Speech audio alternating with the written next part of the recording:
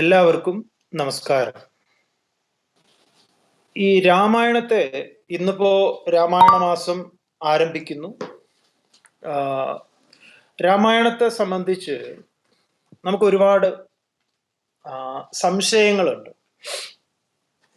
നമുക്ക് തോന്നുന്നു ഈ സംശയത്തിന്റെ പ്രധാന കാരണം രാമായണത്തെ സമഗ്രമായി മനസ്സിലാക്കുന്നതിൽ നമുക്ക് ഒരുപാട് പാകപ്പിഴകൾ വന്നിട്ടുണ്ട്. അത് നമ്മുടെ ആരുടെയും കുറ്റമല്ല.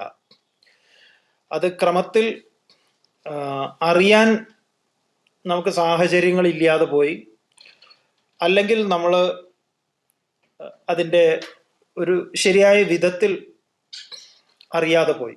അതാണ് ഇതിൻ്റെ പ്രധാനപ്പെട്ട കാരണം. അപ്പം ഇവിടെ നമ്മൾ ചർച്ച ചെയ്യുന്നത് രാമായണത്തെ അതിൻ്റെ സമഗ്രതയിൽ നോക്കിക്കാണുക. ഇതുമായിട്ട് ബന്ധപ്പെട്ട് ഇന്ന് പറയുന്ന ഈ പ്രഭാഷണ വിഷയത്തിൽ എന്തെങ്കിലും സംശയങ്ങൾ ഉണ്ടെങ്കിൽ അതിനെ സംഗ്രഹിച്ച് ചോദിക്കുകയാണെങ്കിൽ അതിനുത്തരം പറയാം.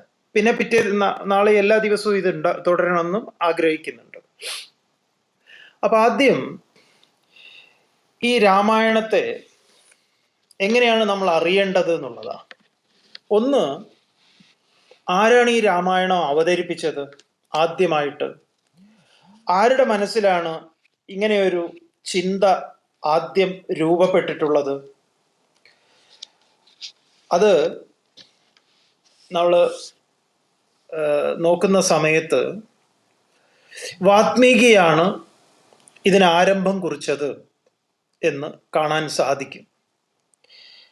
അങ്ങനെയാണെങ്കിൽ വാത്മീകി എന്തിനു വേണ്ടിയാണ് ഈ രാമായണം രചിച്ചത്?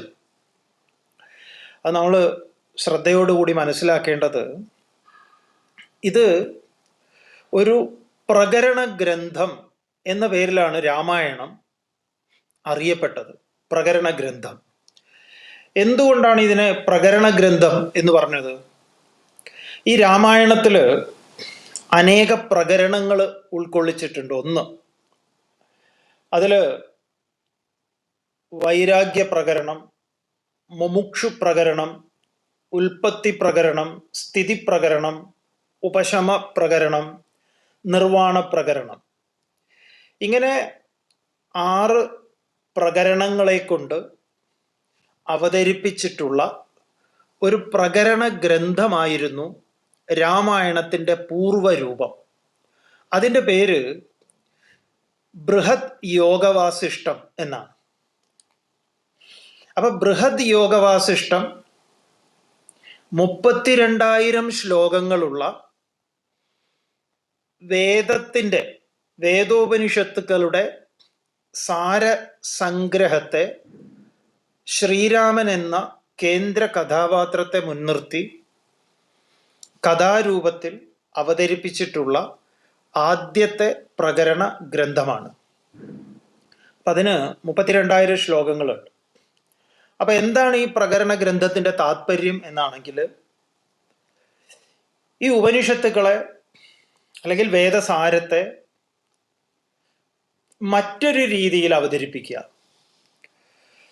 അപ്പൊ അങ്ങനെ വേദോപനിഷത്തുക്കളെ എളുപ്പത്തിൽ അറിയാൻ ഉപയോഗിക്കുന്ന ഗ്രന്ഥങ്ങളെയാണ് പ്രകരണ ഗ്രന്ഥങ്ങൾ എന്ന് പറയുക. അതുകൊണ്ടാണ് ശങ്കര ഭഗവത്പാദരുടെ കൃതികളെയൊക്കെ പ്രകരണ ഗ്രന്ഥങ്ങൾ എന്ന് പറയുന്നത്. ശ്രീനാരായണ ഗുരുദേവന്റെ കൃതികൾ പ്രകരണ ഗ്രന്ഥങ്ങളാണ്. ഓരോരോ ആചാര്യന്മാര് രചിച്ചിട്ടുള്ള വേദത്തെ മനസ്സിലാക്കാൻ സഹായിക്കുന്ന ഗ്രന്ഥങ്ങളൊക്കെ പ്രകരണ ഗ്രന്ഥങ്ങളാണ്. ഈ പ്രകരണ ഗ്രന്ഥം എന്ന് ഇതിന് പേര് വരാൻ കാരണം പ്രകർഷേണ ചെയ്യപ്പെട്ടത്, നന്നായി ചെയ്യപ്പെട്ടത് എന്നൊരർത്ഥമുണ്ട്. അതിലുപരി ഇതിൽ ഇങ്ങനെ പ്രകരണങ്ങളെ പ്രത്യേകം എടുത്തു പറഞ്ഞിട്ടുള്ള ആദ്യത്തെ ഗ്രന്ഥമാണ് ഈ ബൃഹത് യോഗവാസിഷ്ടം എന്ന് പറയുന്നത്. അപ്പോൾ എങ്ങനെയാണ് ഈ ബൃഹത് യോഗവാസിഷ്ടത്തിന്റെ രചന? എങ്ങനെയാണ്?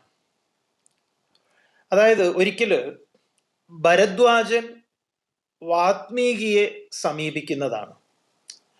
അങ്ങനെ ഭരദ്വാജ ഋഷി വാത്മീകിയോട് ആവശ്യപ്പെടുന്നത് എനിക്ക് പരമമായ ജ്ഞാനത്തെ ഉപദേശിച്ചു തരണം. എന്തിനായിട്ട്? ഈ സംസാരത്തിൻ്റെ ദുഃഖ നിവൃത്തിക്കായിക്കൊണ്ട് എനിക്ക് പരമമായ ജ്ഞാനം ഉപദേശിച്ചു തരണം എന്ന് പറയുകയാണ്. എന്നിട്ട് ഭരദ്വാജൻ വാത്മീകിയോട് പറഞ്ഞു, ഏതൊരു ജ്ഞാനത്താലാണോ ശ്രീരാമൻ ഈ ബന്ധനങ്ങളിൽ നിന്നൊക്കെ മോചിതനായത്, ആ ജ്ഞാനത്തെയാണ് അങ്ങ് എനിക്ക് ഉപദേശിച്ചു തരേണ്ടത് എന്ന് പറയാം. അപ്പോൾ ഭരദ്വാജ വാത്മീകി സംവാദമാണ് ഈ ബൃഹത് യോഗവാസിഷ്ടത്തിൻ്റെ ഒരു പശ്ചാത്തലം. അങ്ങനെ വന്നു കഴിഞ്ഞാൽ അതിലാദ്യം വരുന്ന ഒരു പ്രകരണത്തിൻ്റെ പേരാണ് വൈരാഗ്യ പ്രകരണം എന്ന്.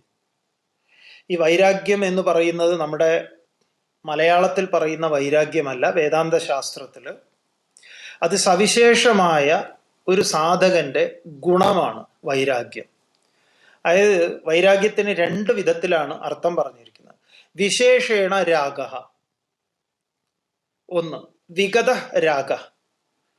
അതായത് വിശേഷേണ എന്ന് പറഞ്ഞാൽ നല്ലവണ്ണം രാഗമുണ്ട്.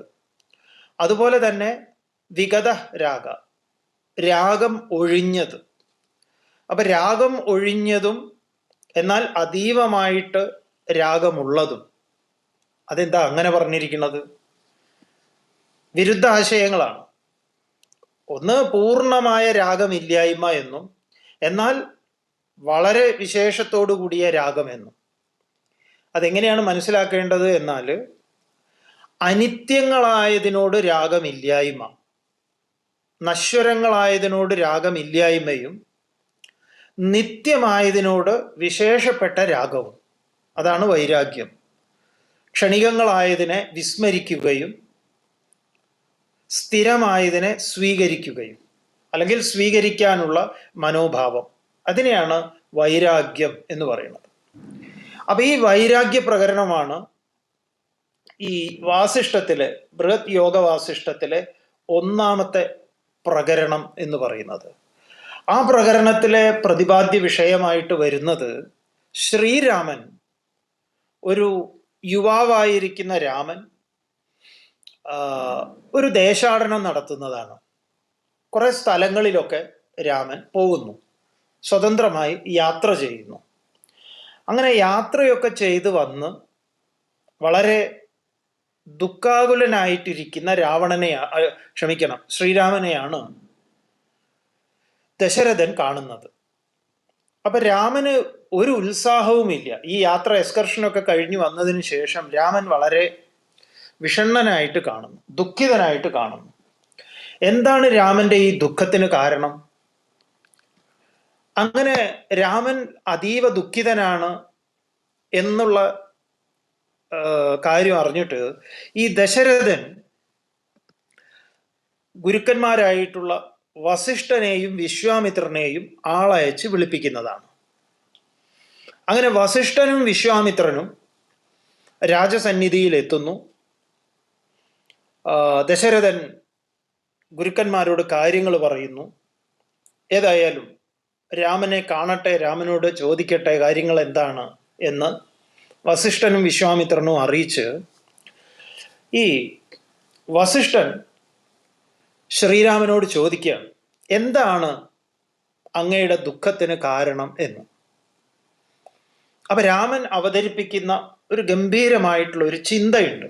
ഇത് വൈരാഗ്യ പ്രകരണത്തിലെ പ്രധാനപ്പെട്ട ഒരു ആശയമാണ്.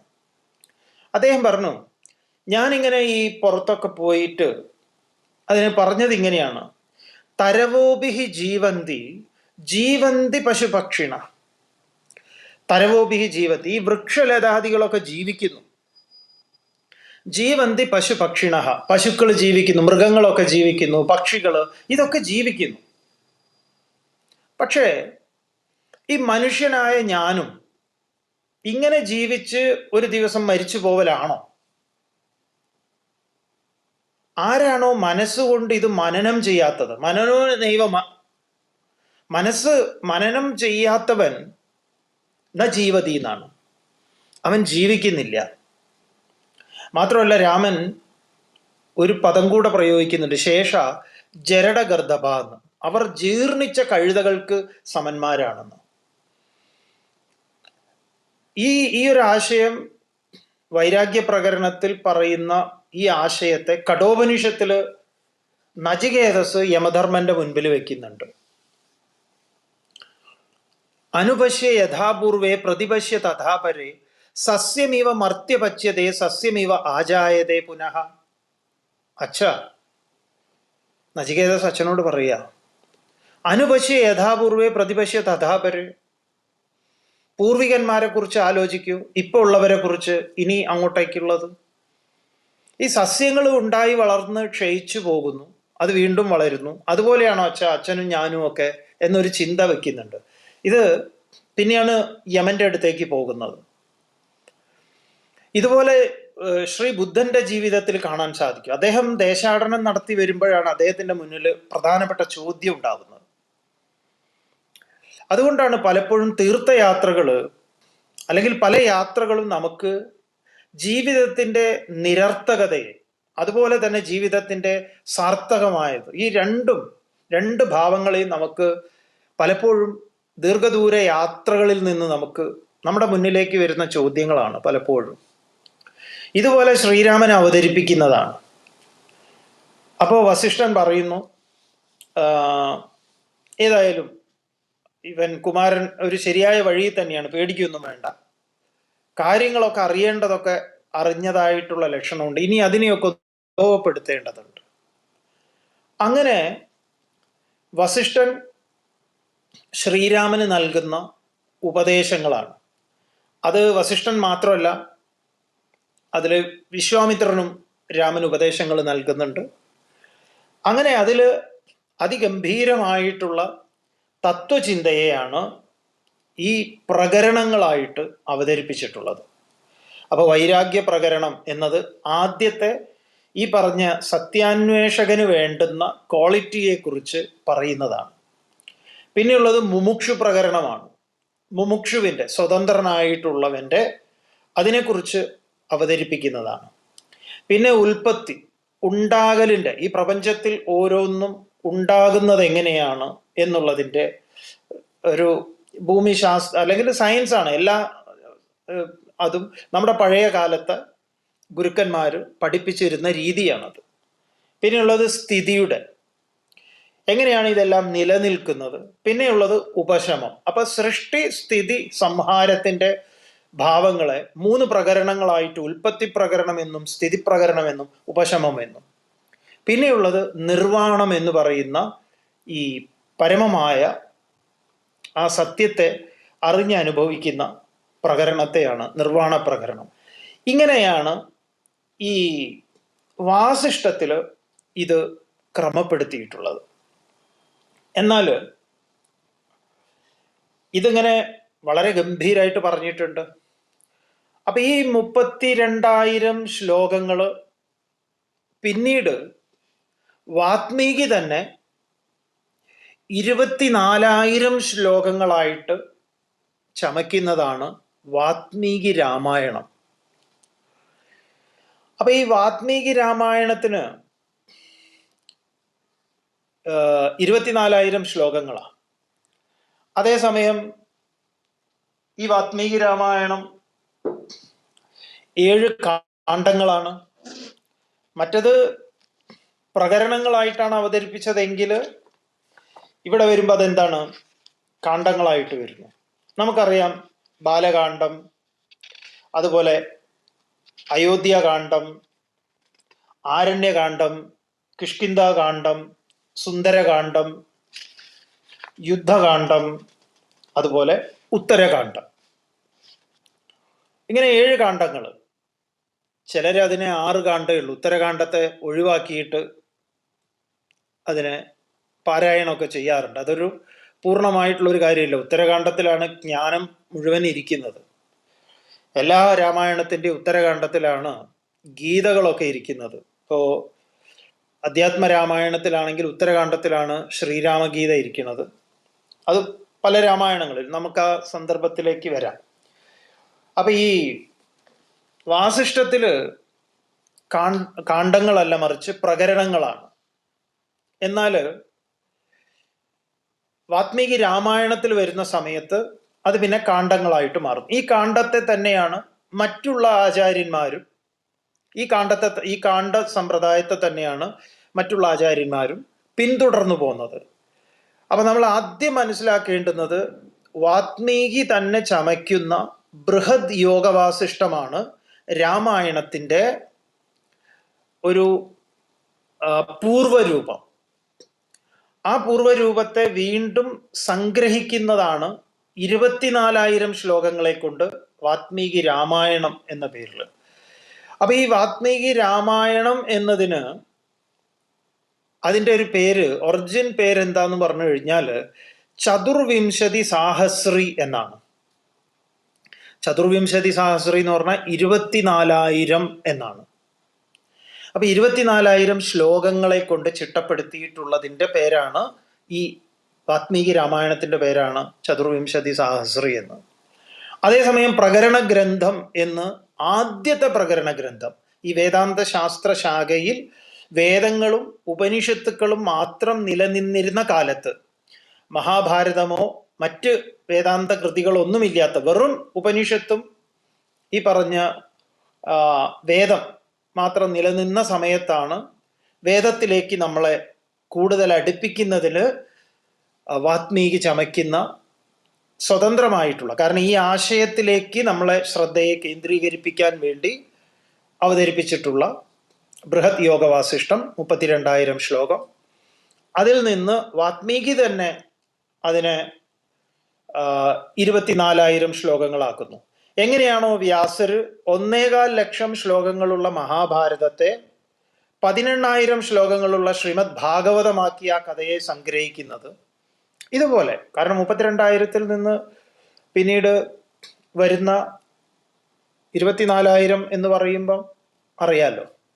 എന്നാൽ ഇതേ തന്നെ യോഗവാസിഷ്ടത്തിന്, ബൃഹത് യോഗവാസിഷ്ടത്തിന് അതുപോലെ പറയുന്ന മറ്റൊരു സംഗ്രഹിച്ച പതിപ്പുണ്ട്.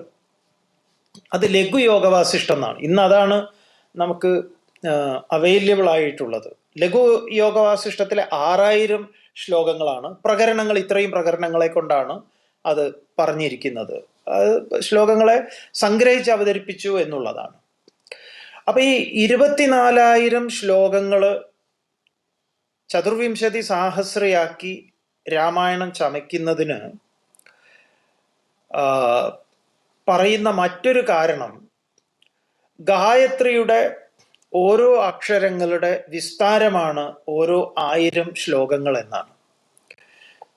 ഗായത്രി 24 അക്ഷരങ്ങളാണ്. ഭൂർഭുവസ്വ തത് സവിതുർവരേണ്യം ഭർഗോ ദേവസ്യ ധീമഹി ധിയോ യോന്ന പ്രചോദയാത്. അപ്പൊ ഗായത്രിയുടെ വിസ്താരമാണ് ഈ പറഞ്ഞ ചതുർവിംശതി സാഹസ്രി എന്നാണ്. അപ്പോ ബൃഹത് യോഗവാസിഷ്ടം, ഈ പറഞ്ഞ വാത്മീകി രാമായണം. ഇപ്പൊ വാത്മീകി രാമായണത്തിൽ വരുന്ന സമയത്ത് എങ്ങനെയാണ് അതിൻ്റെ അവതരണം ആരംഭിക്കുന്നത്? അതിൻ്റെ അവതരണത്തിൽ ആരംഭിക്കുമ്പം അത് ലവകുശന്മാര് ശ്രീരാമ സന്നിധിയിൽ ഈ അശ്വമേധ യാഗമണ്ഡപത്തിൽ കഥ പറയുന്നതായിട്ടാണ്. ഇതാണ് വാത്മീകി രാമായണത്തിൻ്റെ ആമുഖം, അതാണ് ആരംഭം, അങ്ങനെയാണ്. അപ്പൊ ലവകുശന്മാർ, ശ്രീരാമന്റെ മക്കൾ തന്നെ, ഇവർ രണ്ടുപേരും രാജസൂയ യാഗഭൂമിയിൽ, അശ്വമേധ യാഗഭൂമിയിൽ അശ്വമേധ യാഗം നടക്കുന്ന ആ 1-ാം ദിവസം വന്ന് ഇവർ കഥ പറയും. ഇവർ കാതികരാണ്, കഥ പറയുന്നവരാണ്. അങ്ങനെ ഇവർ കഥ പറയുന്നതാണ്. അപ്പൊ ആ കഥയുടെ ആരംഭം, ആ കഥ പറയുമ്പം അതിൽ ആരംഭമായിട്ട് വരുന്നത് വാത്മീകി നാരദരോട് ചോദിക്കുന്നതായിട്ടാണ്. വാത്മീകിയുടെ ചോദ്യം, കോന്വസ്മിൻ സാമ്പ്രദേ ലോകെ ഗുണവാൻ തത്ര വീര്യവാൻ എന്നുള്ള ചോദ്യം കുറെ ലക്ഷണങ്ങൾ ചോദിക്കുകയാണ്. ഈ സാമ്പ്രദായികമായിട്ടുള്ള ഈ ലോകത്തിൽ ഗുണവാനും അത്ര തന്നെ വീര്യവാനുമായിട്ട് ആരെങ്കിലും ഉണ്ടോ? അങ്ങനെ ഉണ്ടെങ്കിൽ എനിക്ക് എന്നോട് പറഞ്ഞു തരണം എന്ന് പറയുന്ന ഈ വാത്മീകി നാരദരോട് ചോദിക്കുന്ന ചോദ്യത്തിന് നാരദൻ കൊടുക്കുന്ന ഉത്തരത്തിൽ നിന്ന് ആണ് ഈ വാത്മീകി രാമായണം ഇതിൻ്റെ രചന വരുന്നത്. അപ്പൊ അതിൽ നമ്മൾ നേരത്തെ പറഞ്ഞതുപോലെ ബാലകാന്ഡം, അയോധ്യാകാന്ഡം, ആരണ്യകാന്ഡം, കിഷ്കിന്ധാകാന്ഡം, സുന്ദരകാന്ഡം, യുദ്ധകാന്ഡം, ഉത്തരകാന്ഡം 7 കാണ്ഡങ്ങൾ വരുന്നുണ്ട്. ഇതേ സമയം നമുക്ക് രാമായണങ്ങൾ അനേകമുണ്ട്.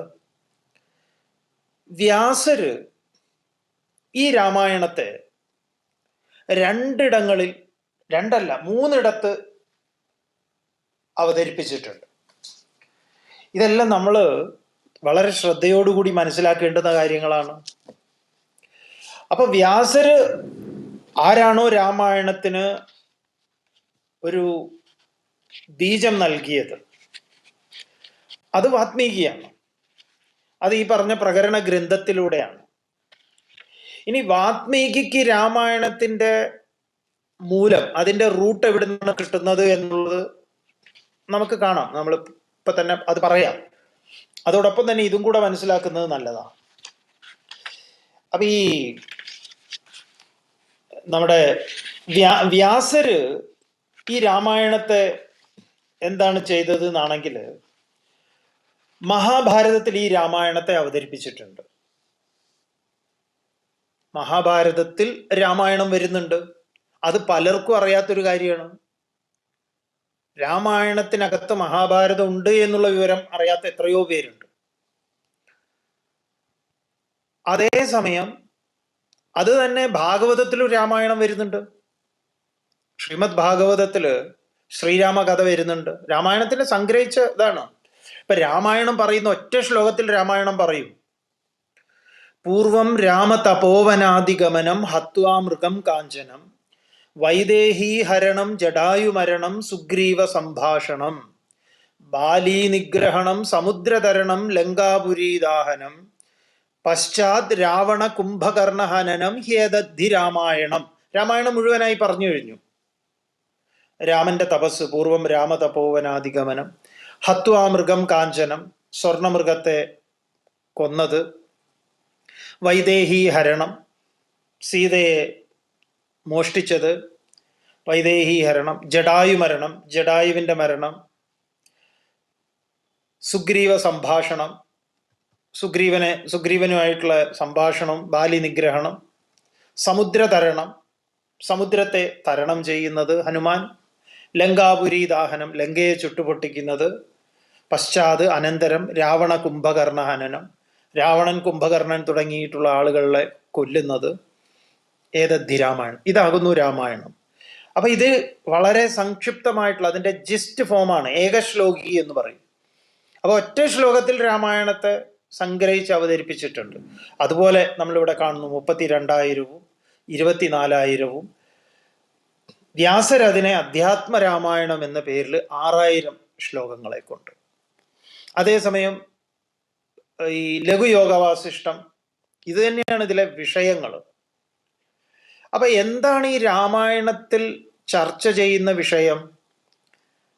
ശ്രദ്ധയോടുകൂടി നമ്മൾ മനസ്സിലാക്കേണ്ടുന്ന ഒരു കാര്യം, രാമായണമാകട്ടെ, മഹാഭാരതമാകട്ടെ, ഭാഗവതമാകട്ടെ, ഏത് പുരാണങ്ങളും ഇതിഹാസങ്ങളും ഗ്രന്ഥം ഏതുമാകട്ടെ, അതിൽ ചർച്ച ചെയ്യുന്ന വിഷയം പലതല്ല. പലതാണോ എന്ന് ചോദിച്ചു കഴിഞ്ഞാൽ അതിലെ പ്രധാനപ്പെട്ടത് ജീവൻ, ഈശ്വരൻ, ജഗത്ത്. ഇതാണ് പ്രധാനപ്പെട്ടത്. ഈശ്വരൻ എന്ന് പറയുന്ന പ്രപഞ്ചത്തിൻ്റെ പരമമായ കാരണം, ജീവൻ എന്ന് പറയുന്നത് നമ്മൾ ഓരോരുത്തരും, ജഗത്ത് എന്ന് പറയുന്നത് നാം നിലകൊള്ളുന്ന ഈ നമ്മുടെ ചുറ്റുപാട്. പിന്നെ അതിലേക്ക് ഈ ജീവൻ ഈ പ്രപഞ്ചത്തിൽ നിന്ന് നിലകൊണ്ടുകൊണ്ട് ഈശ്വരൻ എന്ന് പറയുന്ന ഇതിൻ്റെ പ്രപഞ്ചത്തിൻ്റെ പരമകാരണമായിട്ടുള്ള സത്യത്തെ. അപ്പൊ ആ ഈശ്വരൻ എന്ന് പറയുന്നിടത്ത് ബ്രഹ്മമെന്നും ബോധമെന്നും ആത്മാ എന്നും ഇങ്ങനെ പല പേരുകൾ ഓരോരോ സന്ദർഭങ്ങളിൽ ഉപയോഗിക്കുന്നുണ്ട്. അപ്പൊ ഇത് മൂന്നുമാണ് ഇതിലെ പ്രധാന വിഷയം. ബ്രഹ്മവും അല്ലെങ്കിൽ ഈശ്വരനും ജീവനും ഈ പ്രപഞ്ചവും. അപ്പൊ ഇതിന്റെ കാര്യകാരണ സംബന്ധം ഇത്യാദികളൊക്കെയാണ് ഈ പറഞ്ഞ വേദങ്ങളാകട്ടെ, വേദങ്ങളുടെ താത്പര്യങ്ങളാകുന്ന ഉപനിഷത്തുക്കളാകട്ടെ, അതിനെയൊക്കെ നന്നായി ജനങ്ങൾക്ക് മനസ്സിലാകാൻ വേണ്ടി കഥാരൂപത്തിൽ അവതരിപ്പിച്ചിട്ടുള്ള രാമായണമാകട്ടെ, മഹാഭാരതമാകട്ടെ, ഭാഗവതമാകട്ടെ, ഇതിലൊന്നും പല വിഷയങ്ങളില്ല. പല പല കഥകളിലൂടെ കാര്യങ്ങൾ പറഞ്ഞിട്ടുണ്ട്. പല കഥകളിലൂടെ, പല വിധത്തിൽ, പല രീതിയിൽ. അതിൽ നിന്ന് അതിനെ എന്താ പറയുക, ആ രഹസ്യത്തെ വേർതിരിച്ചെടുക്കുക എന്നുള്ളത്. ഇപ്പൊ കമ്പരാമായണത്തില് കമ്പര് വാത്മീകി രാമായണത്തെ തന്നെയാണ് അവതരിപ്പിച്ചിട്ടുള്ളത്. പക്ഷെ വാത്മീകി പറയാത്ത കഥകളൊക്കെ പറഞ്ഞിട്ടുണ്ട്. വാത്മീകി രഹസ്യമാക്കി വെച്ചതിനെ കമ്പര് ഒന്നുകൂടെ പരസ്യമാക്കിയിട്ടുണ്ട്. അതൊരു വളരെ രസമായിട്ടുള്ള ഒന്നാണ്. ഇപ്പോ ഹനുമാന്റെ സീതാന്വേഷണത്തെ കമ്പര് പറയുന്നത് അതിമനോഹരമായിട്ടാണ്.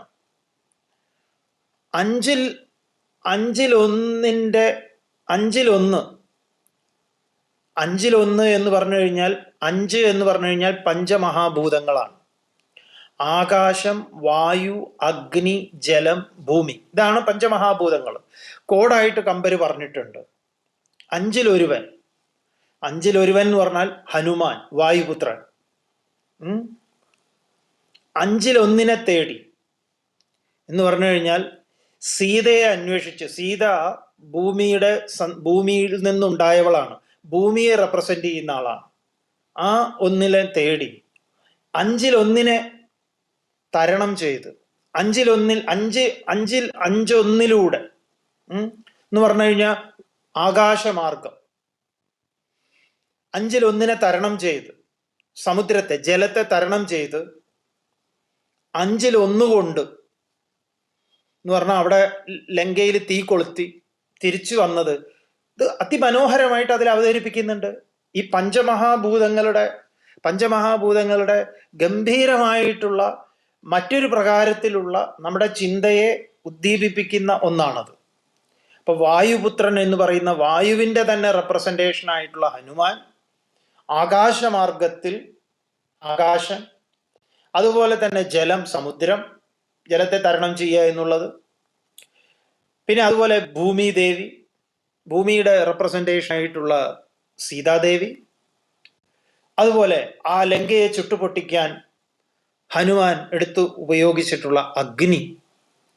അപ്പൊ ഈ പഞ്ചമഹാഭൂതങ്ങളെ എങ്ങനെയാണോ വേദാന്ത ശാസ്ത്രത്തിൽ അവതരിപ്പിച്ചിട്ടുള്ളത്, അതിനെ അതിമനോഹരമായിട്ട് തൻ്റെ ആ തമിഴിൻ്റെ ആ മനോഹാരിതയിൽ അതുകൊണ്ട് വിസ്മയം തീർക്കുന്നുണ്ട്. ഈ ടി.ഡി. രാമകൃഷ്ണൻ പറയുന്ന ഈ നോവൽ, അദ്ദേഹത്തിൻ്റെ ഇതിൽ പറയുന്ന ഒരു വളരെ രസകരമായിട്ടുള്ള ഒരു പ്രയോഗമുണ്ട്. വാക്കുകളെ കൊണ്ട്, അക്ഷരങ്ങളെ കൊണ്ട് വിസ്കി ഉണ്ടാക്കുന്നവൻ എന്ന്. അപ്പോ കമ്പരൊക്കെ അങ്ങനെയാണ്. അക്ഷരങ്ങളെ കൊണ്ട് വിസ്കി എന്ന് പറഞ്ഞാൽ, വിസ്കി തരുന്നത് എന്താണ്? ഒരു ഉന്മാദാവസ്ഥയാണ്, ലഹരിയാണെന്ന് പറയും. അപ്പൊ ആ പദങ്ങളെ ചേർക്കുമ്പോൾ നമുക്ക് ഈ 5-1 എന്നൊക്കെ പറഞ്ഞ 5-1 എന്നൊക്കെ പറയുമ്പോൾ അതെന്താണ്? അതൊരു അക്ഷരങ്ങളെ കൊണ്ട് വിസ്കി ഉണ്ടാക്കൽ തന്നെയാണ്. അത് ഓരോരോ കവികൾ ചെയ്യുന്ന അവരുടെ വാഗ്വിലാസങ്ങളാണ്.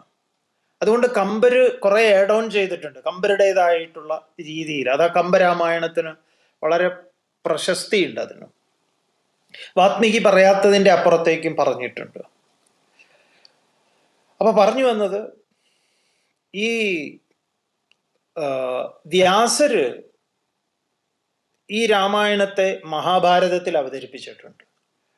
അതുപോലെ സ്വതന്ത്രമായി വ്യാസര് അധ്യാത്മ രാമായണം എന്ന പേരിൽ രാമായണം ചമയ്ക്കുന്നു. ആ അധ്യാത്മ രാമായണം ആരംഭിക്കുന്നത് ശ്രീ പാർവതി പരമേശ്വരനോട് ചോദിക്കുന്നതായിട്ടാണ്. കൈലാസമാണ് ഭൂമിക, ഇതിൻ്റെ ഭൂമിക. അപ്പൊ കൈലാസത്തിൽ പാർവതിയുടെ ചോദ്യങ്ങൾക്ക് സാക്ഷാൽ പരമശിവൻ നൽകുന്ന ഉത്തരമാണ് അധ്യാത്മരാമായണം, വ്യാസരുടെ രാമായണം അവതരിപ്പിച്ചിരിക്കുന്നത്. ഈ ഇതിൻ്റെ ഓരോ ആചാര്യന്മാർ അവതരിപ്പിച്ചിരിക്കുന്ന അതിൻ്റെ പശ്ചാത്തല ഭൂമിക എന്ന് പറയുന്നത് വ്യത്യസ്തമായിട്ടുള്ള ഒന്നാണ്. ഇപ്പൊ വാത്മീകിയുടെ രാമായണം ബൃഹത് യോഗവാസിഷ്ടത്തിന്റെ ആരംഭം മറ്റൊന്നാണ്. രാമനിൽ നിന്ന് ആരംഭിക്കുന്നതാണത്. എന്നാൽ അതേ വാത്മീകി തന്നെ രാമായണം ചമയ്ക്കുന്ന സമയത്ത് രാമന്റെ കുട്ടികളെ കൊണ്ടാണ് അത് ആദ്യം പറയിപ്പിക്കുന്നത്, കഥ പറയിപ്പിക്കുന്നത്. ഇത് വളരെ രസമാണ്. ഇതിന്റെ ഈ കാര്യം പിടികിട്ടുമ്പോഴാണ് നമുക്ക് എന്താണ് അപ്പൊ ഈ കഥയിൽ ആദ്യം ആരോട് പറഞ്ഞു, എങ്ങോട്ട് പോയി, എവിടെ പോയി എന്നുള്ളതല്ല. പലപ്പോഴും നമ്മൾ ഈ രാമായണത്തിന്റെ താല്പര്യം മനസ്സിലാക്കാത്തത് കൊണ്ടാണ് എന്നാലും രാമൻ ബാലിയെ ചെയ്തത് ശരിയല്ല, ചമ്പൂകനെ ചെയ്തത് ശരിയല്ല എന്നൊക്കെ പറഞ്ഞ് നമ്മളിങ്ങനെ ഈ ഇടയ്ക്കിടയ്ക്ക് ഓരോ ചർച്ച നടത്തുന്നത് നമുക്ക് ഒന്നും മനസ്സിലാവില്ല. അതുകൊണ്ട് ഇതെന്താണ് എന്നറിയേണ്ടതുണ്ട്. ഈ ഗ്രന്ഥത്തിലെ പ്രതിപാദ്യ വിഷയം എന്താണ് എന്നും അറിയേണ്ടതുണ്ട്. അതുകൊണ്ടാണ് ഇതിൽ പ്രധാനമായിട്ട് ചർച്ച ചെയ്യപ്പെട്ടിട്ടുള്ളത് ഈ ഈശ്വരൻ, ജീവൻ, ജഗത്ത് എന്ന് പറയുന്ന ഈ മൂന്നുമാണ്. ഈ മൂന്നും എങ്ങനെ മനോഹരമായിട്ട് ഇഴചേർത്ത് ആചാര്യന്മാർ നമ്മളോട് സംസാരിച്ചു എന്നുള്ളതാണ്. അപ്പൊ ഈ വ്യാസരി രാമായണം ചമയ്ക്കുമ്പം അതിൽ ആദ്യം തന്നെ ശ്രീരാമ ഹൃദയം എന്ന് പറഞ്ഞ് ഒന്നാമത്തെ അധ്യായം തുടങ്ങുമ്പം ഈ എന്തിനാണ് രാമൻ അവതരിച്ചത് എന്ന് പറയുന്നുണ്ട്. അതിപ്പം നമ്മുടെ എഴുത്തച്ഛൻ കിളിപ്പാട്ട് എന്ന് പറഞ്ഞിട്ടാണ് എഴുത്തച്ഛൻ ഇതിനെ അവതരിപ്പിക്കുന്നത്. ശാരിക പൈതല് ചൊല്ലിയതായിട്ടാ, ഒരു തത്ത പറയുന്നതായിട്ടാ, തത്തയോട് പറയാൻ ആവശ്യപ്പെടുന്ന. അപ്പൊ എഴുത്തച്ഛൻ ഒരു പുതിയ രീതി എന്ന് പറഞ്ഞാൽ പൂർവികന്മാരൊക്കെ അനുവർത്തിച്ച ഒരു രീതി തന്നെയാണ്. പക്ഷെ എഴുത്തച്ഛൻ അതിനെ കാണുന്നത് അങ്ങനെയാണ്, കിളിയെ കൊണ്ട് ഇത് പറയിപ്പിക്കുന്നതാണ്. ഈ കിളി ഇങ്ങനെ കഥയൊക്കെ പറയുമോ എന്ന് ചോദിച്ചു കഴിഞ്ഞാൽ അപ്പോഴെങ്കിലും നമുക്കിതൊരു വെളിപാട് ഉണ്ടാവണ്ടേ. അപ്പൊ കിളിയാണ് ഈ കഥ പറയുന്നത്. അപ്പൊ ഇതില് ഈ കിളിയുടെ കഥയാണ് വാസ്തവത്തിൽ രാമായണം. അത് എഴുത്തച്ഛൻ അത് പറയുമ്പം അതിലൊരു കൃത്യമായൊരു ധ്വനിയുണ്ട്. നേരത്തെ ഈ ഹനുമാനെ കുറിച്ച് കൃത്യമായിട്ട് പഞ്ചമഹാഭൂതങ്ങളുടെ ഒരാളാണ്, വായുവിനെ പ്രതിനിധാനം ചെയ്യുന്നതാണ് എന്ന് കൃത്യമായി പറഞ്ഞിട്ടുള്ളത് പോലെ. അപ്പൊ ഇതിനൊരു ഉപനിഷത്തിന്റെ ഒരു പശ്ചാത്തലമുണ്ട്. അത് വളരെ വളരെ പ്രധാനപ്പെട്ടതാണ്. അതിൽ നിന്നാണ് വാത്മീകി രാമായണത്തെ എന്താ പറയുക വിപുലീകരിക്കുന്നത്. അത് വളരെ പ്രധാനപ്പെട്ടതാണ്. അത് ഉപനിഷത്തിൽ പറഞ്ഞിട്ടുള്ളത് ദ്വാസുപർണ സയുജ സഖായ സമാനം വൃക്ഷ പരിഷസ്വജാതേ. വളരെ മനോഹരമായിട്ടുള്ള ഒരു വിവരണമാണ് ഇത് പഠിക്കേണ്ടതാണ്. ഇത് പഠിക്കേണ്ടതാണ് എന്ന് പറഞ്ഞു കഴിഞ്ഞാൽ ഇത് മനസ്സിലാക്കിയാൽ മാത്രമേ നമുക്കിതിൻ്റെ ഐഡിയ കിട്ടുള്ളൂ, എന്താണ് ഈ സാധനം എന്നുള്ളത്. ഇത് മുണ്ടകോപനിഷത്തിലാണ് ഇത് വരുന്നത്. മുണ്ടകോപനിഷത്തിൽ പറയും ദ്വാസുപർണ സയുജ സഖായ സമാനം വൃക്ഷം പരിഷസ്വജാതേ തയോരന്യ പിപ്പലം സാദ്വത്തി അനശ്നൻ അന്യോ അഭിജാകശീതി. എന്താ പറയുന്നതെന്നാണെങ്കിൽ, ദ്വാസുപർണ സയുജ സഖായ സമാനം വൃക്ഷം പരിഷസ്വജാതേ. സമാനം വൃക്ഷം, ഒരു വൃക്ഷത്തില് രണ്ട് കിളികള്, ദ്വാസുപർണ സയുജ സഖായ, അവർ രണ്ടുപേരും സഖാക്കളാണ്, സുഹൃത്തുക്കളാണ്, അങ്ങനെ ഒരുമിച്ച് കഴിയുകയാണ്. തയോരന്യ പിപ്പലം സാധ്വത്തി, തയോഹോ, അതിൽ ഒരുത്തൻ ഈ ഭക്ഷണം, ഈ പിപ്പലം എന്ന് പറഞ്ഞ പഴങ്ങള് ഇങ്ങനെ കൊത്തി തിന്നുന്നു. അനശ്നൻ അന്യോ, എന്നാൽ മറ്റവനോ ഒന്നും കഴിക്കാതെ സാക്ഷിയായിട്ട് ഇതെന്താ ചെയ്യുന്നത് എന്നൊക്കെ നോക്കി അഭിജാകശീതി, മിണ്ടാതിരിക്കുന്നു. അപ്പോ വാത്മീകി ഇതിൽ നിന്ന് എന്ത് ചെയ്തു? ഇതിലൊന്നിനെ ഒരു വേടനെ കൊണ്ട് അമ്പയിച്ചു. ഏതാത്? യത് ക്രൗഞ്ചമിഥുനാദേകം. എങ്ങനെയുള്ള ക്രൗഞ്ചം? കാമമോഹിതം. അപ്പൊ കാമമോഹിതയായിട്ടുള്ള ഒരു പക്ഷിയെ വേടൻ അമ്പെയ്തു. അപ്പൊ അവിടെ ഒരു ചോദ്യം ഉണ്ടായി, നീ ചെയ്തത് ശരിയാണോ എന്ന്. അതെന്താ? വേടൻ ചെയ്തത് ശരിയാണോ എന്ന് വെച്ചാൽ വേടൻ ചെയ്തത് ശരിയാണ്. വേടന്റെ ഭക്ഷണം ശേഖരിക്കുക എന്നുള്ള ധർമ്മം മാത്രമേ വേടൻ ചെയ്തിട്ടുള്ളൂ. വിനോദത്തിന് വേണ്ടി കിളിയെ സ്റ്റഫ് ചെയ്യാൻ വേണ്ടിയൊന്നും അമ്പെയ്തതല്ല. അപ്പോൾ അവിടെ ഒരു ധാർമ്മികമായ ചോദ്യം ഉയരുന്നു. ആ ചോദ്യം ഉയരുന്നതിനായിട്ട് മാ നിഷാദ, അരുത് കാട്ടാള എന്ന് ഈ വേടന്റെ ധർമ്മത്തിലേക്ക്, വേടന്റെ സ്വധർമ്മത്തിലേക്ക് മറ്റൊരാൾ ഇടപെടുന്നു, അരുത് എന്ന് പറയുന്നു. അവിടെ ഒരു ധാർമ്മിക പ്രശ്നം ഉണ്ടാവും. ആ ധാർമ്മികതയിൽ നിന്ന്, ധാർമ്മിക ബോധത്തിൽ നിന്ന് ഈ കൃതി ആരംഭിക്കുന്നു. അപ്പൊ ഈ ഉപനിഷത്തിന്റെ ഈ മൂല മന്ത്രം മനസ്സിലാക്കാതെയാണ് നമ്മൾ കേവലം ഒരു കിളിയെ ഒരു വേടൻ അമ്പെയ്തതായിട്ടാണ് ഇത് അറിയാൻ ശ്രമിക്കുന്നതെങ്കിൽ രാമായണ ജമ്മത്ത് നമുക്ക് മനസ്സിലാവില്ല. ഇതൊരു നായക്ക് കൊട്ടത്തേങ്ങ കിട്ടിയതുപോലെ ഇരിക്കും. അതുകൊണ്ടാണ് പലപ്പോഴും ഈ യുക്തിവാദികൾ എന്ന് പറയുന്നവർക്കും ഭക്തന്മാരെന്ന് പറയുന്നവർക്കും രണ്ടുപേർക്കും ഇത് ഈ കൊട്ടത്തേങ്ങ പോലെ, നായക്ക് കൊട്ടത്തേങ്ങ കിട്ടിയതുപോലെയാണ്. അവർക്കിത് ഒന്നും ചെയ്യാൻ സാധിക്കുന്നില്ല. പല യുക്തിവാദികളും ഇങ്ങനത്തെ ഓരോ യുക്തിവാദ ചോദിക്കുന്നു. അതിനാദ്യം ഇത് മനസ്സിലാക്കണം. അതിനെ അവതരിപ്പിച്ചിരിക്കുന്ന വാത്മീകി തന്നെ ഇതിന് ശ്ലോകത്തിൽ തന്നെ കാര്യങ്ങൾ പറയുന്നുണ്ട്. എന്താണ് ഞാൻ ഈ രാമായണത്തിലൂടെ പറയുന്നത് എന്ന്.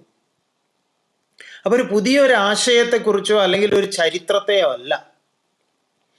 ആരെയാണ് രാമൻ പ്രതിനിധാനം ചെയ്യുന്നത്?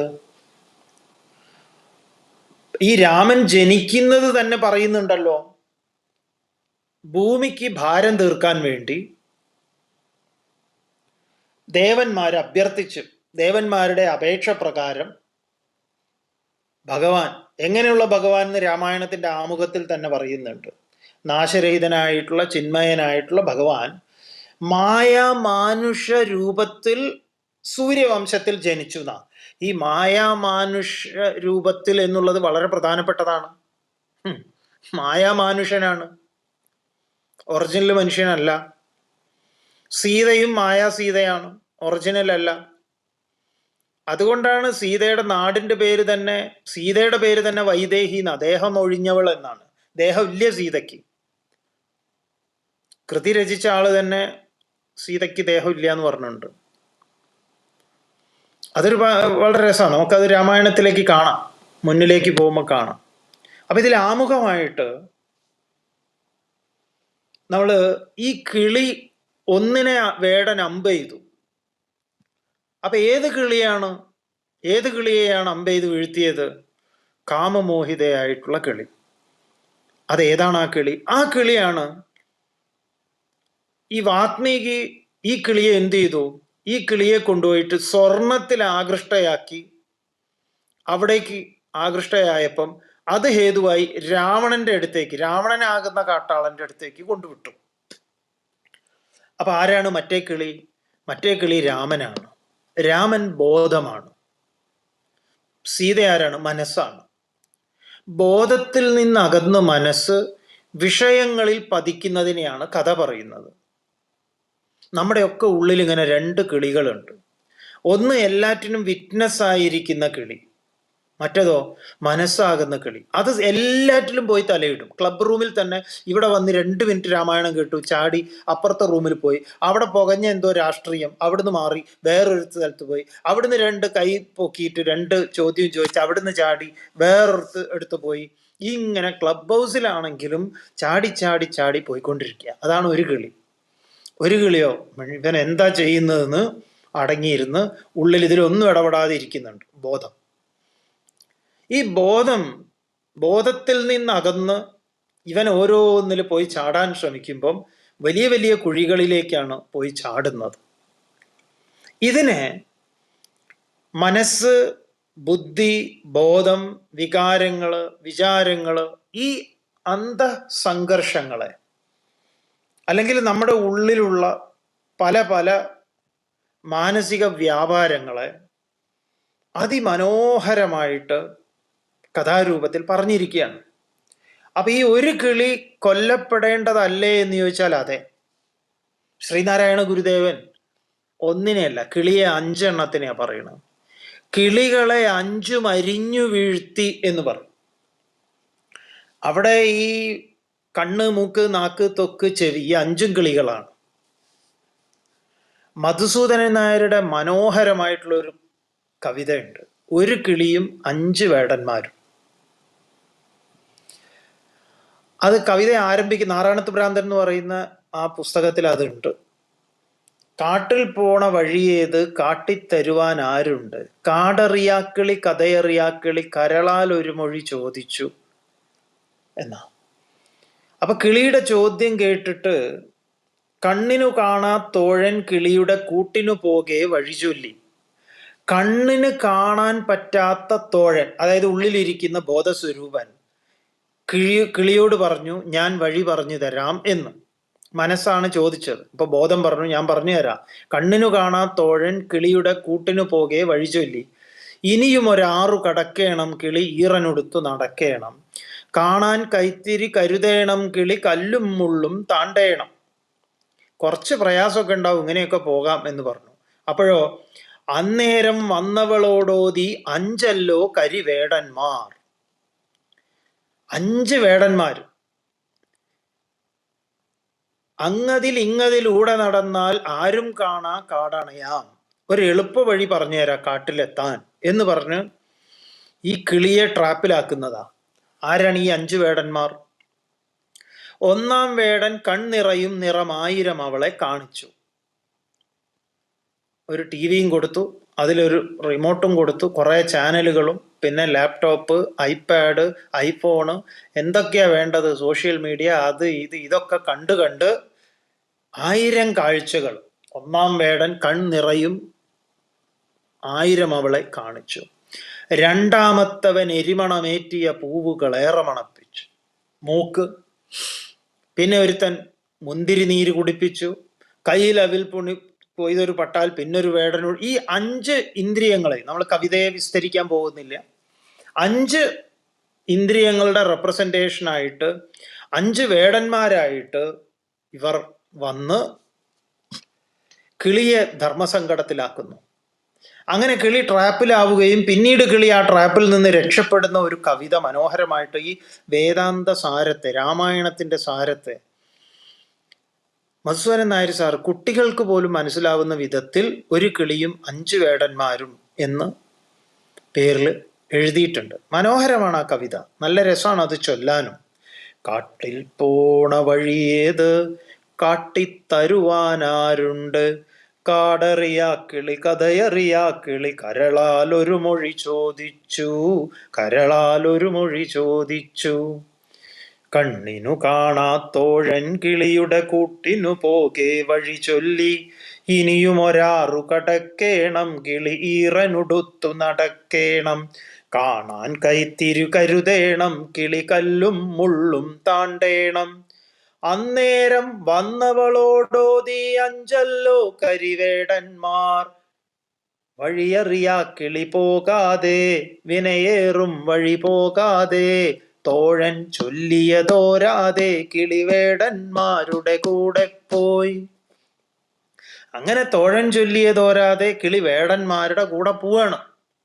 ഇതാണ് സീതയ്ക്ക് എന്താ പറയാ, രാമൻ പറഞ്ഞു സീതയോട്, സീതയെ അതല്ല, അത് ശരിയല്ല, അത് സ്വർണ്ണമല്ല, അങ്ങനെയല്ല ഇങ്ങനെയല്ല. എന്നാലും അങ്ങനെ നമ്മളും ഇങ്ങനെയാണ് ട്രാപ്പിലാവുന്നത്. ഇത് പറയാനാണ് ഈ രാമായണം. അത് ഓരോ ആചാര്യന്മാർ വളരെ മനോഹരമായിട്ട് പറഞ്ഞിട്ടുണ്ട്. ഇതെല്ലാം ഇനി നമുക്ക് അടുത്ത ക്ലാസ്സിലും നാളെ ഇതിൻ്റെ ബാക്കി ഭാഗങ്ങൾ കാണും. ചിലപ്പോൾ നാളെ 6:30 to 7:30 ഇങ്ങനെയൊരു സമയമായിരിക്കും. 15 മിനിറ്റ് ഇനി നമുക്ക് ഇതുമായി ബന്ധപ്പെട്ട് ഇന്ന് പറഞ്ഞതിൽ നിന്ന് മാത്രമാണ്, അല്ലാതെ ഇനി രാമായണത്തിൽ ശംഭൂകനുണ്ടല്ലോ, രാമായണത്തിൽ അങ്ങോരുണ്ടല്ലോ, മഹാഭാരതത്തിൽ കർണൻ, ഇതൊന്നും ഇപ്പം ഇവിടെ വിഷയമല്ല. ഇതുമായിട്ട് ഇതുവരെ പറഞ്ഞതിൽ നിന്ന് എന്തെങ്കിലും സംശയങ്ങളോ വ്യക്തതയോ ആവശ്യമുണ്ടെങ്കിൽ മാത്രം അതിനുള്ളതാണ് 15 മിനിറ്റ്. ഭഗവത്ഗീത ഇപ്പം ഇതിലൊരു വിഷയമല്ല. ഇപ്പൊ ഇതുവരെ പറഞ്ഞതിൽ നിന്ന്, ഇതിലെല്ലാം പറയുന്ന വിഷയം ഒന്നാണ് എന്ന് സ്വാമി തന്നെ പറഞ്ഞിട്ട് ഇപ്പൊ ഭഗവത്ഗീത വിഷയമല്ല എന്ന് പറഞ്ഞാൽ എങ്ങനെയാ എന്ന് ചോദിച്ചാൽ, ഇപ്പൊ ഇവിടെ ഇതുവരെ പറഞ്ഞതിൽ നിന്ന് നമുക്ക് മുന്നോട്ടേക്ക് പോവാം. അല്ലാതെ ഗീതയിലെ ചാതുർവർണ്ണ്യം ഇപ്പൊ ഇവിടെ കൊണ്ടുവരണ്ടെന്ന് പറയാം. രാമായണത്തിൽ അതുണ്ട്, ഇല്ല എന്നല്ല. അത് നമുക്ക് പറയുമ്പോൾ ചർച്ച ചെയ്യാം. അപ്പൊ ഹാൻഡ് റൈസ് ചെയ്യാം വിഷ്ണു. 15 മിനിറ്റാണ് നമ്മുടെ മുന്നിലുള്ളത്. റാം സംഗ്രഹിച്ച് പറഞ്ഞോളൂ. റാം സംഗ്രഹിച്ച് പറഞ്ഞോളൂ. ഹലോ, കേൾക്കാം കേൾക്കാം, ചോദിച്ചോളൂ. ഹലോ, കേൾക്കുന്നുണ്ടോ? കേൾക്കാം കേൾക്കാം കേൾക്കാം, ചോദിച്ചോളൂ. സ്വാമിജി നമസ്കാരം. നമസ്കാരം നമസ്കാരം, ചോദിച്ചോളൂ. സ്വാമിജി നമസ്കാരം. റാം കേൾക്കുന്നുണ്ട്, ചോദിച്ചോളൂ. സ്വാമിജി എനിക്ക് ചോദിക്കാനുള്ളത് ഇപ്പോ കേൾക്കുന്നുണ്ട്, ചോദിച്ചോളൂ.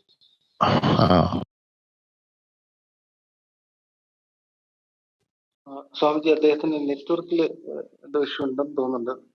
എക്കോ വരുന്നുണ്ടായിരുന്നു. ഷാജി കേൾക്കുന്നുണ്ട്, ചോദിക്കൂ. നമസ്കാരം സ്വാമി. നമസ്കാരം നമസ്കാരം. സ്വാമി, എനിക്ക് ഈ രാമായണം ഈ വർഷം തൊട്ട് വായിക്കണമെന്നുണ്ട്. ഓരോരുത്തർ പറഞ്ഞുള്ളത് സീരിയൽ കണ്ടുള്ള അറിവേ ഉള്ളൂ. അപ്പോ ഇപ്പൊ സ്വാമി പറഞ്ഞതില് ഞാനൊരു തുടക്കക്കാരനാണ്, ഫ്രഷറാണ്. അപ്പോ സ്വാമിക്ക് പറഞ്ഞ സജസ്റ്റ് ചെയ്യാൻ സാധിക്കുമോ? വായിച്ചു തുടങ്ങാൻ പറ്റും? ഏതിൽ വേണം ഞാൻ തുടങ്ങാൻ രാമായണ മാസത്തില്? നിങ്ങൾ ആദ്യം ഇതൊന്ന് കേൾക്കും തുടർച്ചയായിട്ട്. എന്നിട്ട് നിങ്ങൾക്ക് ഏതും വായിക്കാം. അതിന് ബേസ് ആണ് നമ്മൾ പറഞ്ഞു തരുന്നത്. ഇപ്പൊ വാത്മീകി രാമായണമുണ്ട്, അധ്യാത്മ രാമായണമുണ്ട്, കമ്പരാമായണമുണ്ട്, തുളസി രാമായണമുണ്ട്, രാമായണങ്ങൾ അനേകമുണ്ട്. ശരി സ്വാമി, നന്ദി.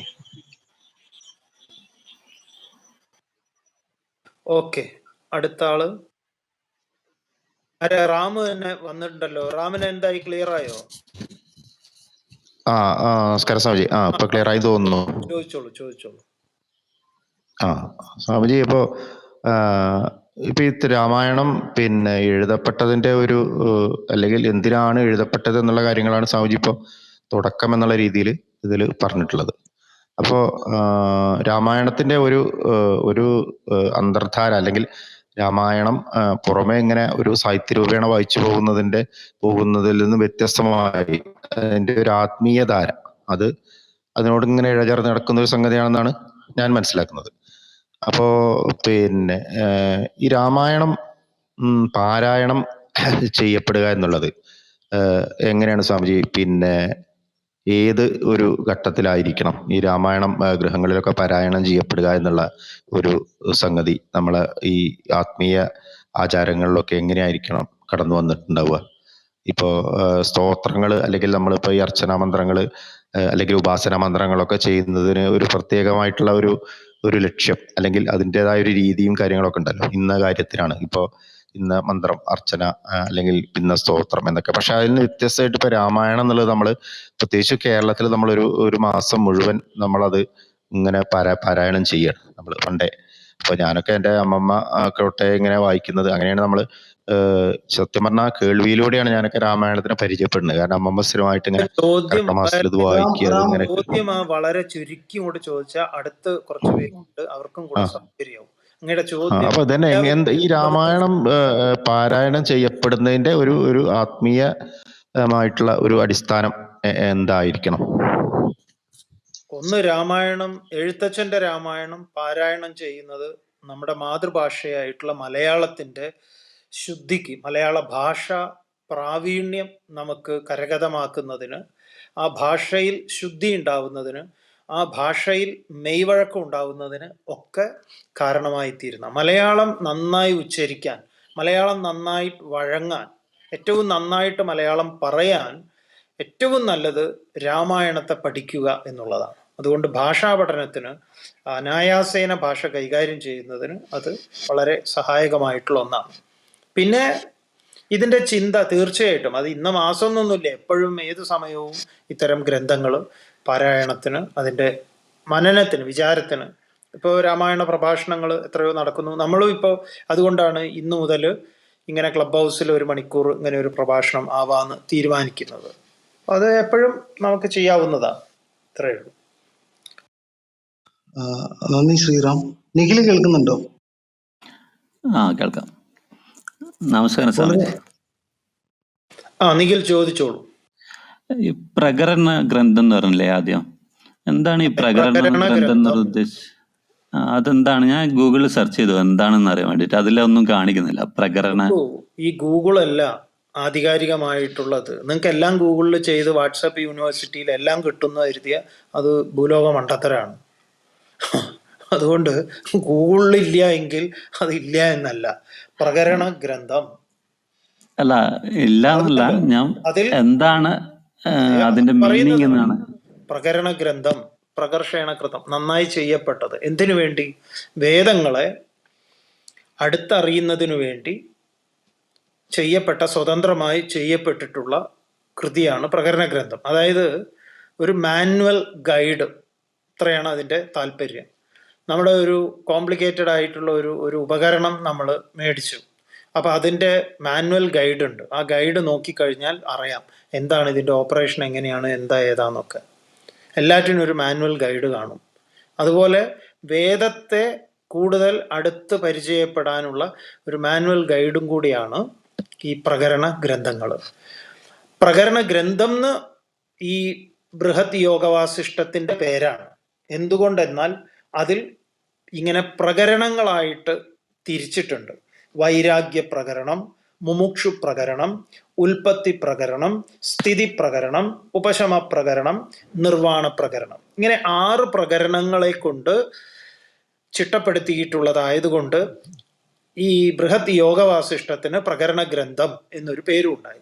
പിന്നീടുള്ള ഇത്തരം ഗ്രന്ഥങ്ങളെയെല്ലാം തന്നെ പ്രകരണ ഗ്രന്ഥങ്ങൾ എന്ന പേരിൽ അറിയപ്പെട്ടു.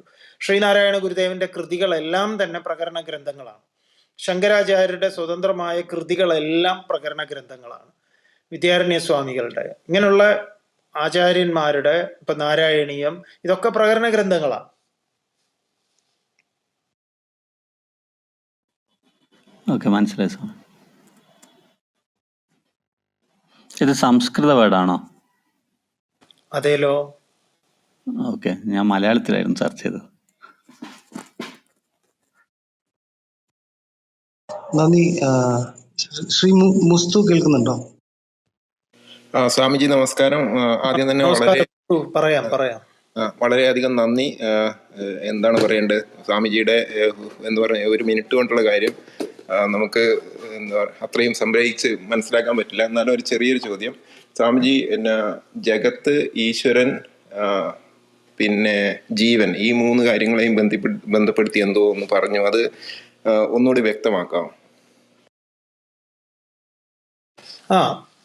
അതായത് ഈശ്വരൻ, ജഗത്ത്, പിന്നെ ജീവൻ, ഈ 3ആണ്.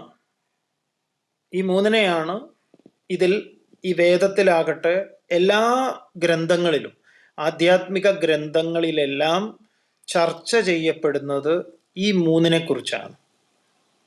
ഈ 3നെ കുറിച്ചാണ്. അത് പ്രകരണ ഗ്രന്ഥങ്ങളാണെങ്കിലും ഏത് ഗ്രന്ഥങ്ങളാണെങ്കിലും ഈ 3ന്റെ ഈ മൂന്നിനെ അടിസ്ഥാനപ്പെടുത്തിയിട്ടുള്ള ഈ മൂന്നാണ് ഈ ഗ്രന്ഥങ്ങളിലെ എല്ലാം പ്രതിപാദ്യ വിഷയം, മറ്റൊന്നും തന്നെയല്ല.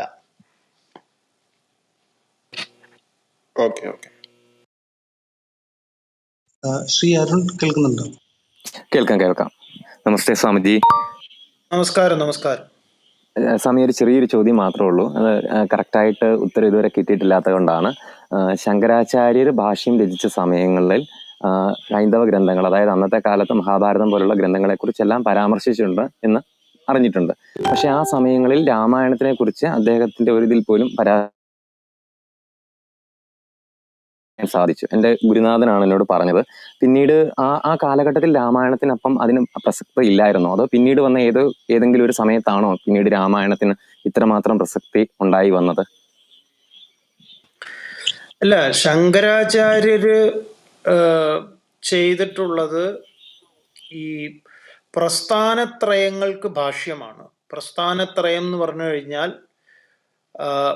ബ്രഹ്മസൂത്രം, ഭഗവത്ഗീത, 10 ഉപനിഷത്തുക്കൾ. എന്തുകൊണ്ട് ശങ്കരാചാര്യർ അങ്ങനെ ചെയ്തു എന്നാണെങ്കിൽ, ബ്രഹ്മസൂത്രം വ്യാസരുടെ സ്വതന്ത്രമായ കൃതിയാണ്. ആ സ്വതന്ത്രമായ കൃതിക്ക് വ്യാസർ അവലംബമാക്കിയിട്ടുള്ളത് 10 ഉപനിഷത്തുക്കളെയാണ് പ്രധാനപ്പെട്ട. ആ 10 ഉപനിഷത്തുക്കളെ ഉൾക്കൊള്ളിച്ചുകൊണ്ടാണ് ഈ ബ്രഹ്മസൂത്രം വ്യാസര് വേദത്തിന്റെ താത്പര്യമായിട്ട്, വേദാന്തം എന്ന് പറയുന്ന അതിന്റെ താത്പര്യത്തെ മുഴുവൻ ഉൾക്കൊള്ളിച്ചുകൊണ്ട്, സൂത്രം എന്ന് പറഞ്ഞാൽ ചരട് എന്ന മഹത്തായ ആശയങ്ങളെ ക്രോഡീകരിച്ച് അവതരിപ്പിക്കുന്നതാണ് സൂത്രം. നമ്മൾ ഈ ഹോമിയോ ഗുളിക പോലെയാണ്, അത് വളരെ ഇതാക്കിയിട്ട് അവതരിപ്പിക്കുന്നതാണ്. അപ്പോൾ അത് ഈ പറഞ്ഞ 10 ഉപനിഷത്തുക്കൾ അതിലുള്ളത് കൊണ്ട് ശങ്കരാചാര്യർ എന്ത് ചെയ്തു? ബ്രഹ്മസൂത്രത്തിനും ഭാഷ്യം ചമച്ചു, ഈ പറഞ്ഞ 10 ഉപനിഷത്തുക്കൾക്കും ഭാഷ്യം ചമച്ചു, പിന്നെ ഭഗവത്ഗീതയ്ക്കും ഭാഷ്യം ചമച്ചു.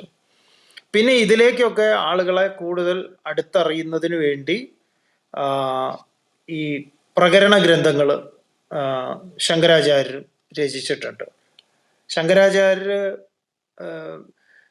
ശ്രീമദ് ഭാഗവതത്തെ കുറിച്ചൊന്നും പറയുന്നത് കാണില്ലല്ലോ. ശങ്കരാചാര്യർ പരാമർശിക്കാത്ത എത്രയോ ഗ്രന്ഥങ്ങളുണ്ട്.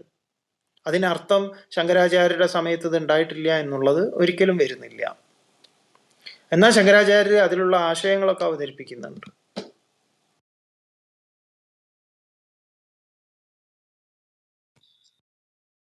ശ്രീ പ്രസാദ്, വളരെ പെട്ടെന്ന്. നമസ്കാരം സ്വാമി. നമസ്കാരം. നല്ലൊരു പ്രഭാഷണമായിരുന്നു. നമുക്കൊരു പ്രത്യേക തരത്തിലൊരു അറിവ് രാമായണത്തെ നോക്കിക്കാണാൻ പറ്റി. എൻ്റെ ഒരു ചെറിയ സംശയമാണ്, തെറ്റാണോ അറിയില്ല, പൊട്ടത്തരാണോന്നും അറിയില്ല. നമ്മളുടെ മനസ്സുകളിൽ എല്ലാം ദൈവം എല്ലാം നമ്മളെല്ലാറ്റിലും കുടികൊള്ളുന്നുണ്ടെങ്കിൽ ദൈവം എന്തുകൊണ്ടാണ് മനസ്സിനെ ഇപ്പൊ രാമന്റെ ആയാലും ചിന്തകളെ ഇങ്ങനെ അൺകൺട്രോൾഡ് ആയിട്ട് പോയത്? അല്ലെ എന്തുകൊണ്ടാണ് അതിനൊരു പിന്നെ സീത അടക്കമുള്ള ഈ ഒരു സംശയങ്ങളിലേക്ക് പോയത് എന്തുകൊണ്ടാണ് എന്നുള്ളതാണ് എൻ്റെ ഒരു ചോദ്യം. അല്ല, ഇന്നത്തെ പ്രഭാഷണത്തിൽ ഇങ്ങനെ ഒരു ചോദ്യത്തിന് സ്ഥാനമില്ല. കാരണം ഇന്ന് പറഞ്ഞിട്ടുള്ളത് നന്നായി മനസ്സിലാക്കാൻ ശ്രമിക്കുക, 1. 2, ഇനി രാമായണത്തിലെ ഓരോരോ സന്ദർഭങ്ങളൊക്കെ എടുത്തു വരാൻ പോകുന്നുണ്ട്. അപ്പോഴാണ് നമുക്കിതൊക്കെ ചർച്ച ചെയ്യേണ്ടത്. ഇപ്പം ഇന്ന് പറഞ്ഞിട്ടുള്ള യോഗവാസിഷ്ടത്തെക്കുറിച്ച്, അതുപോലെ തന്നെ അതിൻ്റെ ലഘുയോഗവാസിഷ്ടം, അതുപോലെ എങ്ങനെയാ ബൃഹത് യോഗവാസിഷ്ടം ലഘുയോഗവാസിഷ്ടമാകുന്നത്, അതുപോലെ രാമായണം, വാത്മീകി രാമായണം, അതുപോലെ വ്യാസരാമായണം, കമ്പരാമായണം, ഇങ്ങനെ ഇനിയുണ്ട്. നമുക്ക് തുളസീദാസിന്റെ രാമചരിതമാനസം. ഇതിന്റെ ഒരു ബേസ് സംഗതിയാണ് നമ്മൾ ഇപ്പൊ പറയുന്നത്. ഇത് കഴിഞ്ഞിട്ടാണ് നമ്മൾ മുന്നിലേക്ക് ഈ തറ ഇടുന്നതിന് മുമ്പ് നമ്മൾ ഈ തറ കെട്ടിക്കൊണ്ടിരിക്കുക ഒരു വീടിന്റെ. അപ്പോഴാണ് നമ്മൾ ഫ്രിഡ്ജ് എവിടെയാണ് വെക്കേണ്ടതെന്ന് നമ്മുടെ ഈ തറ ഉണ്ടാക്കാൻ പോകുന്ന എഞ്ചിനീയറോട് ചോദിക്കുന്നത്. ഫ്രിഡ്ജ് വണ്ടിയിൽ അത് അവിടെ ഉണ്ട്, ഇവിടെ വീട്ടിൽ വെക്കാനുള്ളതാണ്. എങ്ങനെ ഉണ്ടാവും? അപ്പൊ അതിപ്പോഴാണോ കൊണ്ടുവയ്ക്കേണ്ടത്? തറ ഇടുന്നേ ഉള്ളൂ, മണ്ണ് വെട്ടുകയാണ്. മണ്ണ് വെട്ടിയിട്ട് കല്ലിറക്കുന്നത് എവിടെയാന്ന് ചോദിച്ചാൽ രസമുണ്ട്. നമ്മൾ ഈ ഫ്രിഡ്ജ് എവിടെയാണ് വെക്കേണ്ടതെന്ന് ഇപ്പോഴല്ല ചോദിക്കേണ്ടത്. ഇപ്പം ഫ്രിഡ്ജ് വെക്കേണ്ട സ്ഥലം, ഫ്രിഡ്ജ് വെക്കാനുള്ള എന്താ പറയുക സമയവും സന്ദർഭവും വരാൻ പോകുന്നുണ്ട്. അപ്പൊ നമുക്ക് പോരെ. ശരി സ്വാമി. അപ്പൊ പോരേന്ന് ചോദിക്കുക. ധാരാളം കേൾക്കാം. ശരി.